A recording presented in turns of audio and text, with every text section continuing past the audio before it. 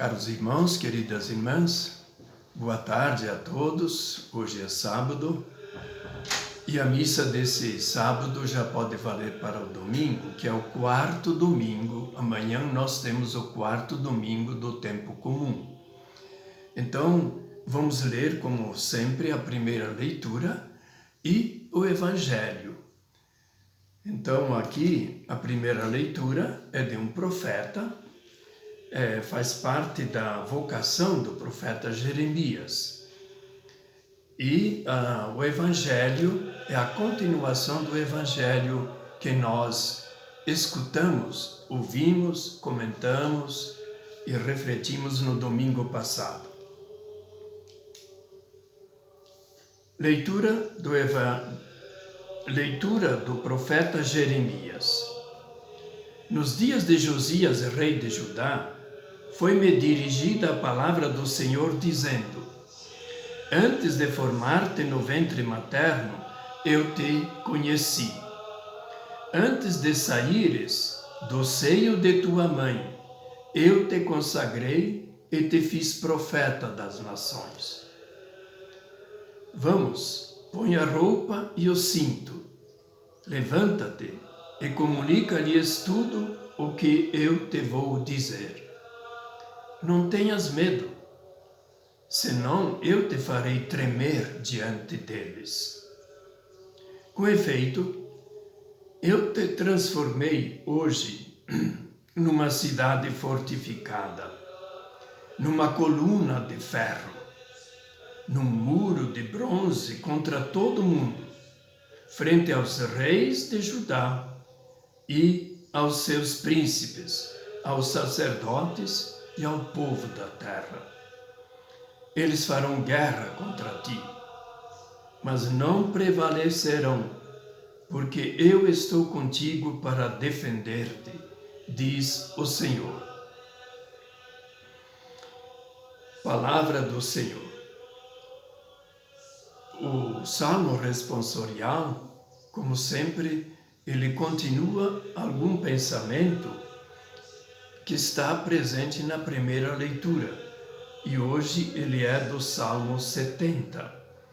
O responsório diz isso: minha boca anunciará todos os dias vossas graças incontáveis, ó Senhor. Então essas graças incontáveis, evidentemente, é a salvação que Jeremias anuncia. E o anúncio, ele foi escolhido para anunciar em nome do Senhor, em nome de Deus, a salvação e também denunciar os pecados do povo.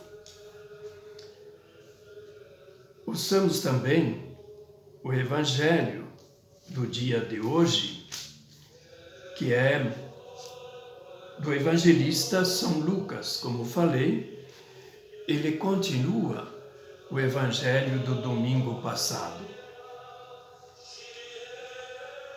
Proclamação do Evangelho de Jesus Cristo segundo Lucas. Glória a vós, Senhor. Naquele tempo, estando Jesus na sinagoga, começou a dizer: Hoje se cumpriu esta passagem da Escritura que acabastes de ouvir.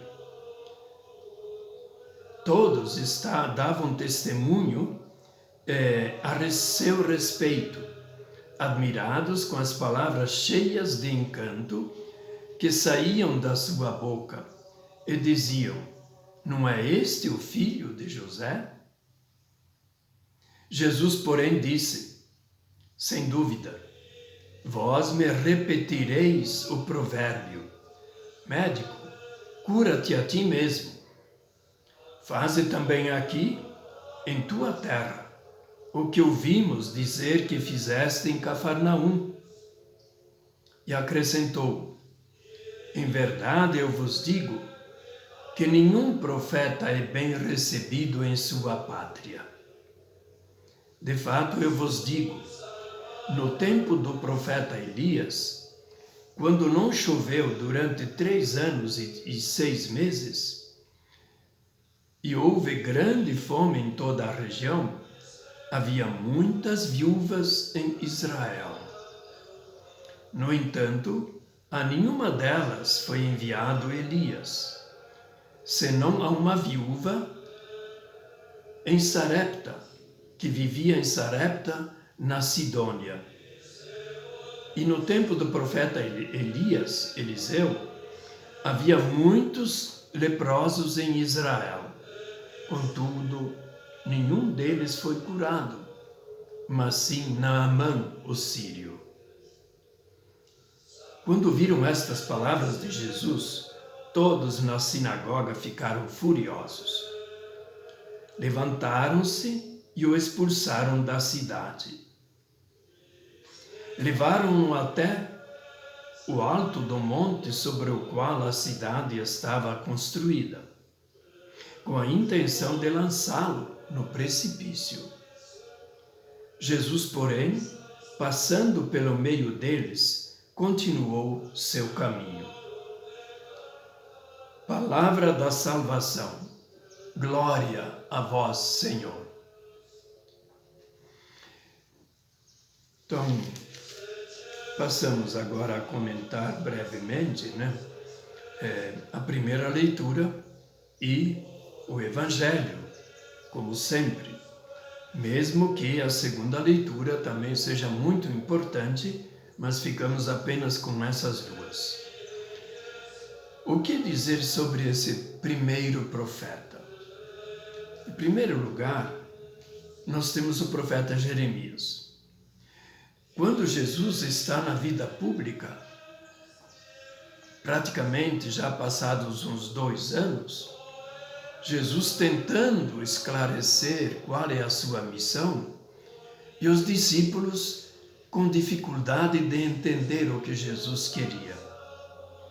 Então ele pergunta, isso bem lá no norte, da Galileia, num lugar chamado, era, digamos, um território dominado por um dos filhos de Herodes o Grande, Herodes Filipe.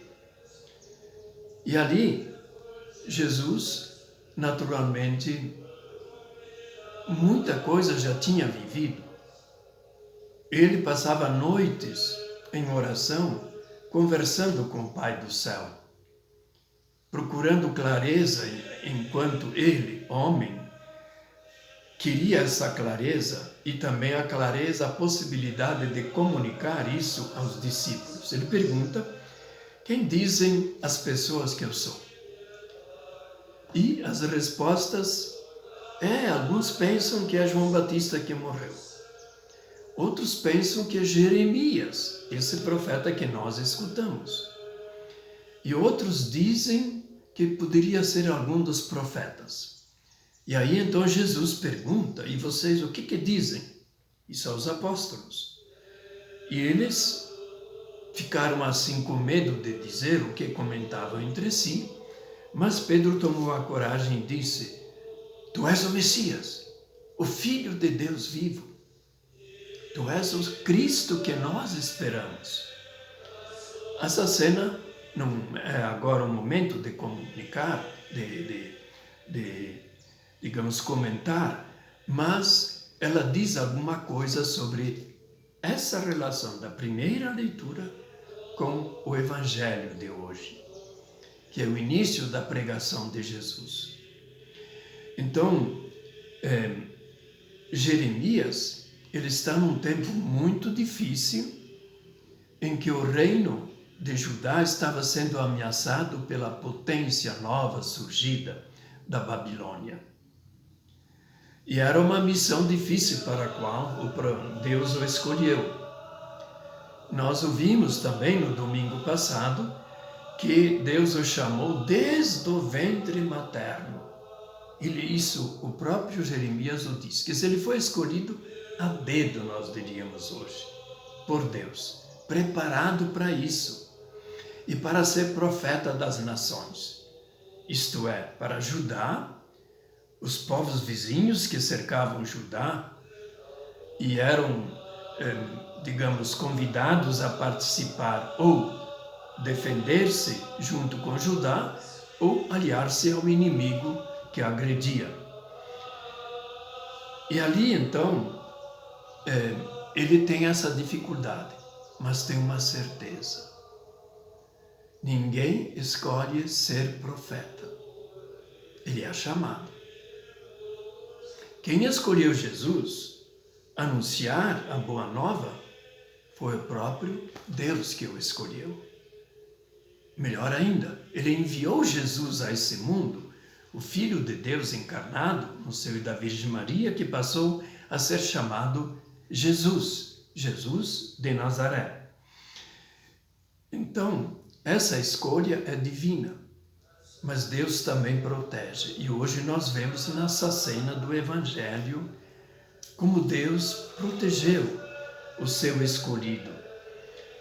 Mas ele está, vejam só, Jesus já tinha sido batizado. Nós, no mês de janeiro, celebramos no dia 9 a festa do batismo do Senhor.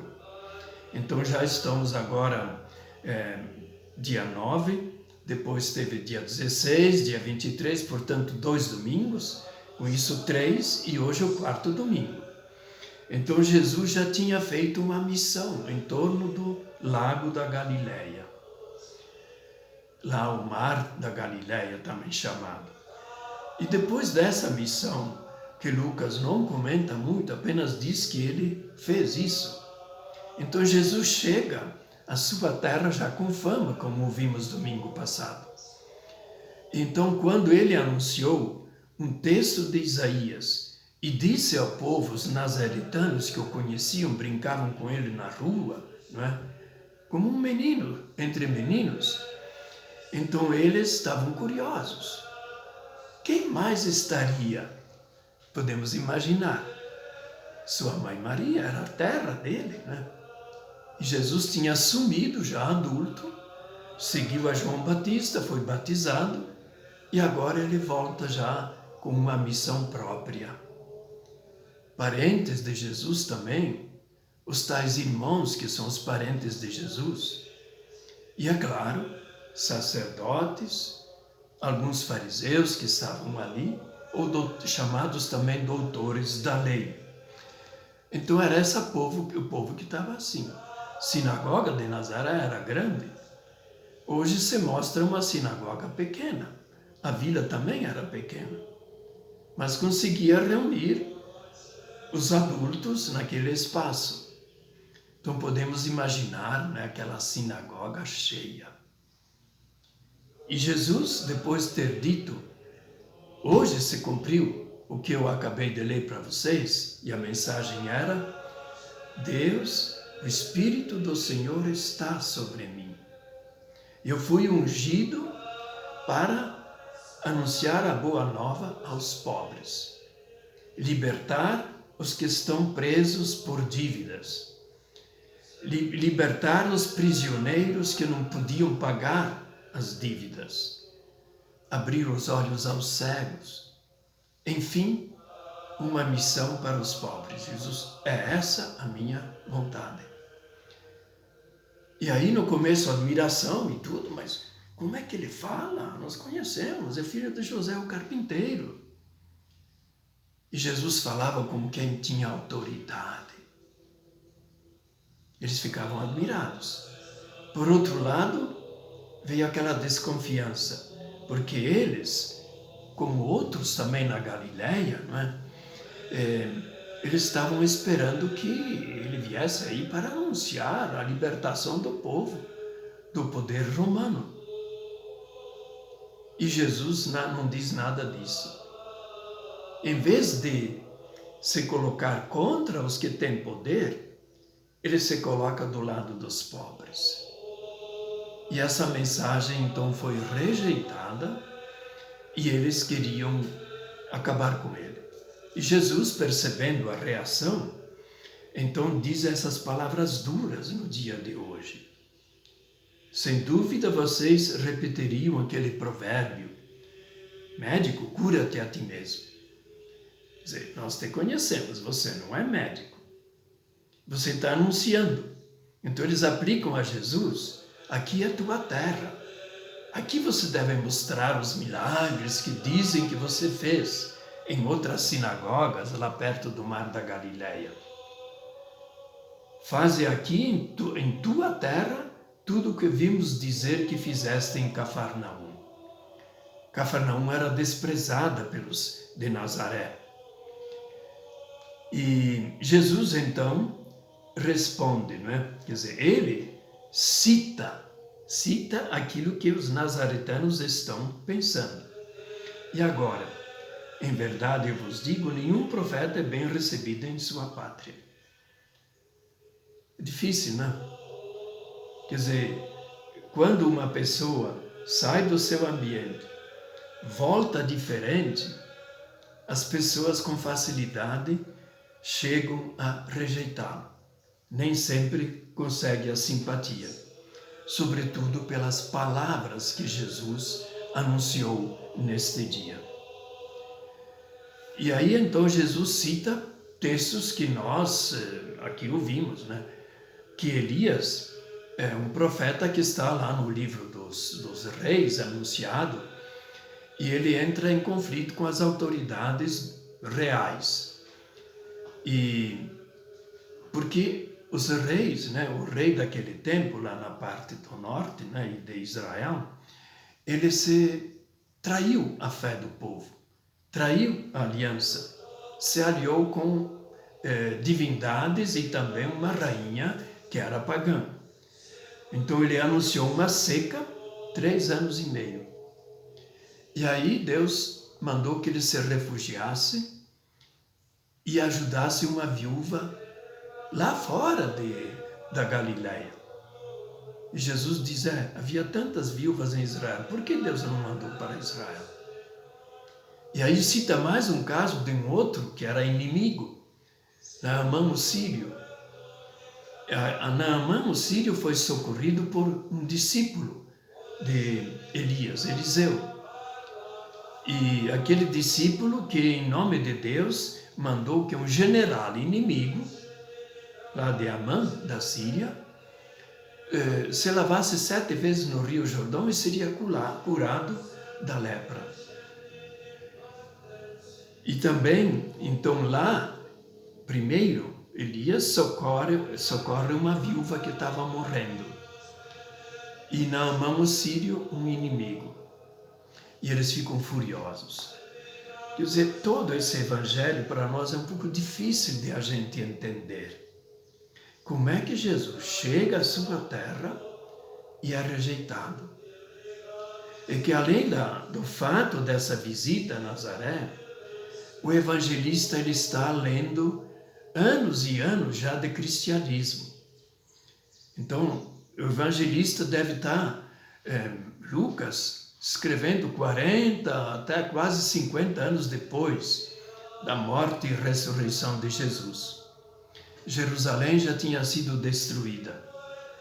Então aqui o texto quer mostrar que os primeiros destinatários seriam os judeus da salvação. Jesus é rejeitado pelos judeus que o condenam, e essa cena de Nazaré, rejeitado pelo próprio povo onde ele se criou. Então a gente fica espantado, mas como é que pode acontecer uma coisa dessas, né? A mensagem de Jesus no Evangelho de Lucas, ela é muito exigente. A gente não pode ficar em cima do muro. Ou se coloca a favor do que Jesus diz, ou contra. Então, um apelo pessoal que Jesus faz a cada habitante de Nazaré, mas também a cada um de nós. Evidentemente, quando nós estamos participando de uma missa, então sempre temos a palavra de Deus. A gente deve se perguntar, afinal de contas, eu entendi esse texto? Eu, como sacerdote, ajudei a entender? E esse texto, o que diz para mim? Não basta ser conterrâneo de Jesus. Não basta ser da família, dos familiares de Jesus. É preciso ouvir o que Deus nos fala pela sua palavra, meditar o que Deus fala pela sua palavra e sempre se perguntar: essa palavra que hoje eu ouvi tem alguma coisa a ver comigo? Onde ela me afeta? Onde ela me diz se eu tenho que corrigir esse defeito, fazer aquela coisa melhor? Enfim, Jesus não veio para condenar ninguém. Ele veio para salvar a todos. Mas da nossa parte, Ele exige sempre essa abertura para a palavra de Deus. E essa abertura, assim como Deus se compadeceu de uma viúva que não tinha nada a ver com Israel, se compadeceu de um inimigo de Israel, assim também Deus está sempre aberto com a sua palavra, seu perdão, seu acolhimento. Então meditemos também essas palavras antes de participarmos no dia de amanhã, na Santa Missa, ou hoje de tarde ainda. E assim, é claro, durante a semana é sempre a pergunta que fica: o que o Evangelho desse dia que eu li, ou do domingo, me falou? E nós podemos então crescer na fé, estar mais presentes como discípulos no meio do povo, das pessoas necessitadas. Que assim seja.